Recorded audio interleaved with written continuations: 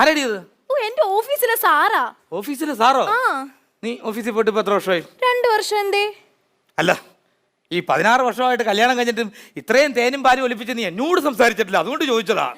അതെ ചേട്ടാ, ഇന്ന് എന്റെ ഓഫീസിലെ സാർ ഇങ്ങോട്ട് വരുന്നുണ്ട്. പുള്ളിയുടെ ജന്മദിന ഇന്ന്. പുള്ളിക്ക് ചിക്കനില്ലേ, നാടൻ ചിക്കൻ വെച്ചു കൊടുക്കണം. അപ്പൊ ഒരു കോഴി മേടിച്ചിട്ട് വരുമോ? ഇനി അവനൊക്കെ ജന്മദിനമാണെങ്കിൽ അവനൊക്കെ വീട്ടിൽ പോയി ചെയ്തോളൂ, നമ്മളെ വീട്ടിൽ കൊണ്ടുവരേണ്ട കാര്യമുണ്ടോ? ഇന്ന് പുള്ളിനെ ഞാൻ ഇങ്ങോട്ട് ക്ഷണിച്ചേക്കണ എന്തിനാന്നറിയോ? എനിക്ക് പ്രമോഷൻ കിട്ടാൻ. ആ സൂസൻ ഇല്ലെങ്കിൽ പുള്ളിനെ വിളിച്ചിട്ട് അങ്ങോട്ട് പോവും. ഏത് സൂസന്റെ കാര്യം നീ പറയണേ? എന്റെ ഓഫീസിലെ കൂട്ടുകാരത്തിയില്ലേ, ഇവിടെ മറുകൊള്ളൊരു സൂസൻ. അയ്യോ അത് ശ്രുതി.